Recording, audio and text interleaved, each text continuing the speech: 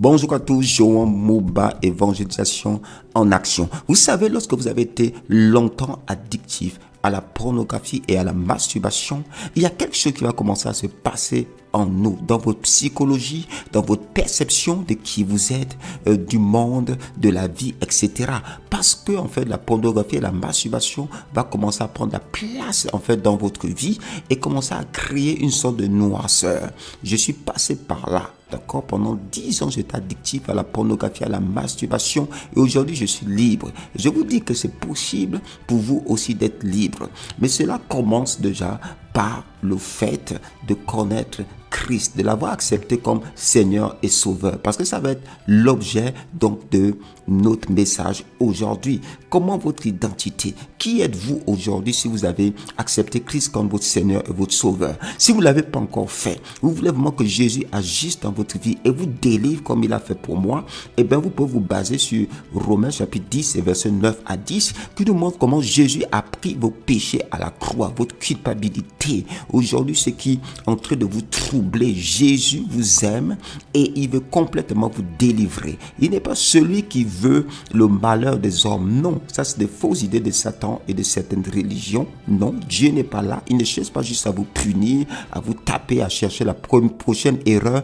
que vous allez faire pour vous taper un bâton. Non, pas du tout. La Bible dit que Dieu est amour. Alors qu'on était encore pécheurs, Christ est mort pour nous. Alors qu'on était sans force, on n'aimait pas Dieu. On était ennemis de Dieu. Malgré cela, Dieu a envoyé son fils mourir pour nous. Mais comment est-ce qu'on peut dire que lui, maintenant, c'est le méchant qui veut notre malheur, qui veut nous bloquer dans la vie? C'est tout simplement des mensonges. Revenons à la vérité. Dieu a tant aimé le monde, y compris vous, vous êtes dans le monde, qu'il a donné son fils unique afin que quiconque croit en lui ne périsse point, mais qu'il ait la vie éternelle. Et Romains 19 nous dit comment vous pouvez accepter cela. Si tu confesses de ta bouche le Seigneur Jésus et si tu crois dans ton cœur que Dieu l'a ressuscité des morts, tu seras sauvé. Voilà, c'est tout. Il n'y a pas à brûler des bougies, il n'y a pas à faire des pénitences, il n'y a pas à discuter ou à connaître toute la Bible pour donner sa vie à Jésus. Non, pendant que là où nous sommes, tel que nous sommes, vous allez, vous mettez à genoux là où vous êtes,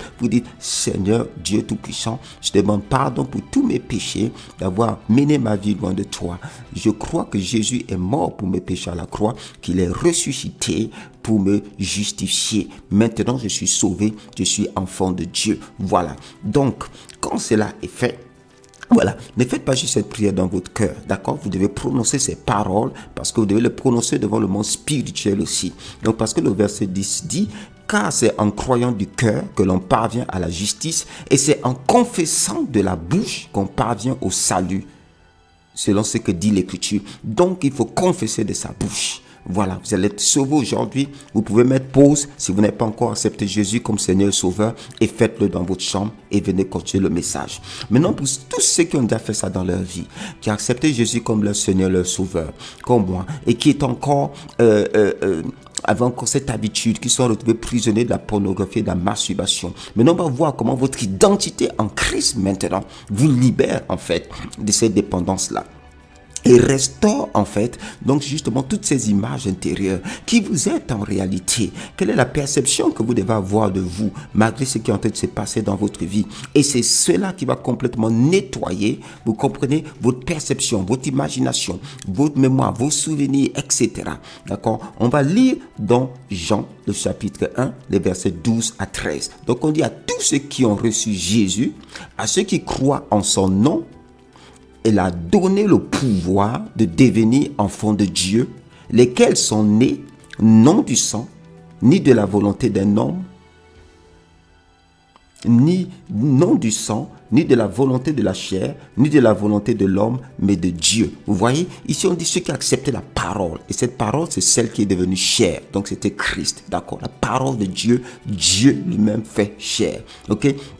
Donc quand vous recevez Jésus, on dit qu'à partir de ce moment, Dieu vous transfère quelque chose qui s'appelle un pouvoir, une autorité, une puissance de devenir enfant de Dieu. C'est-à-dire qu'à ce moment-là, il y a une puissance qui agit en vous, qui change votre nature. Ça ne change pas juste vos comportements. Ça change votre nature pour faire de vous des enfants de Dieu. Et vous savez, Dans la nature, un cabri ne peut pas donner naissance à une panthère. Vous comprenez? Si on dit que vous êtes enfant de Dieu, ça veut dire que vous recevez l'ADN de Dieu. Vous recevez la nature de Dieu. Ça n'a rien à voir avec ce que vous faites. Vous comprenez? L'on parle au niveau de votre nature même. La nature même. Donc, ce qui va impacter votre identité même. Votre identité n'est pas tout simplement maintenant une identité humaine, c'est une identité d'enfant de Dieu. Et l'identité, c'est le caractère permanent et fondamental d'une personne. Et sur le point de vue judiciaire, l'identité, d'accord, c'est tous les caractères qui vous permettent de vous identifier à un autre, aux autres. Donc, ce qui vous spécifie. Voilà pourquoi, par exemple, les pièces d'identité, on va vous demander de ne pas mettre des choses particulières. On va vous dire de ne pas vous maquiller, de faire des coiffes touffues, mais de dégager votre visage. Pourquoi? Parce qu'en ce qui concerne votre identité, ce n'est pas votre coiffure qui compte. Non, ce ne sont tout ça là peut changer du jour au lendemain. Ce ne sont pas vos vêtements. Même si vous portez les plus grandes marques du monde, ça n'influence pas votre identité. Vous comprenez? Ça n'influence pas l'identité. Donc, votre identité, c'est ce qui est fondamental et permanent. Parce qu'on sait que les yeux, les oreilles, tout ça, quelqu'un ne peut pas les enlever du jour au lendemain ou les modifier. Vous comprenez? C'est ça l'identité. Donc, Dieu change dans votre esprit. Il met sa nature.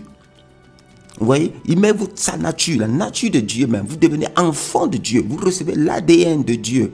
La nature même de Dieu est implantée maintenant dans votre esprit.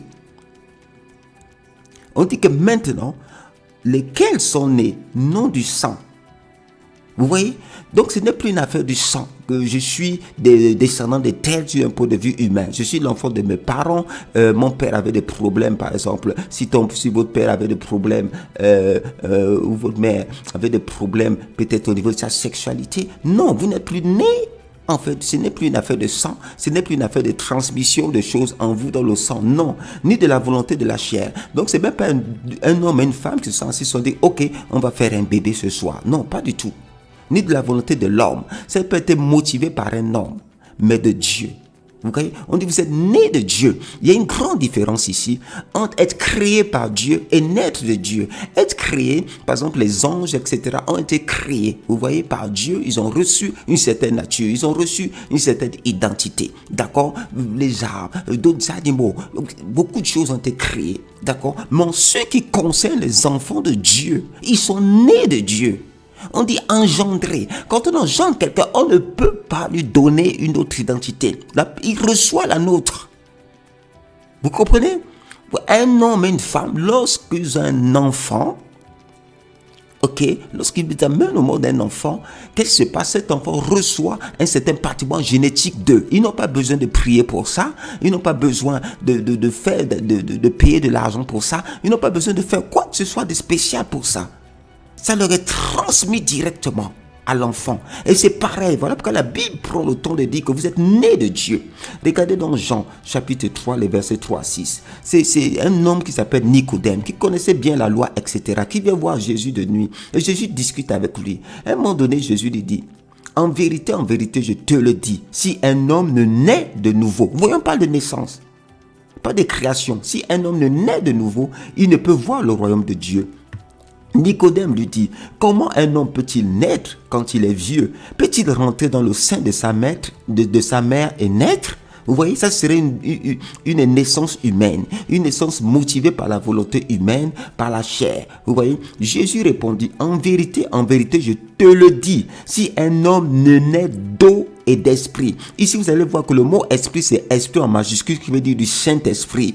Et le Saint-Esprit, on sait que c'est Dieu. D'accord? Que la Trinité, le Père, le Fils et le Saint-Esprit sont un. Ok?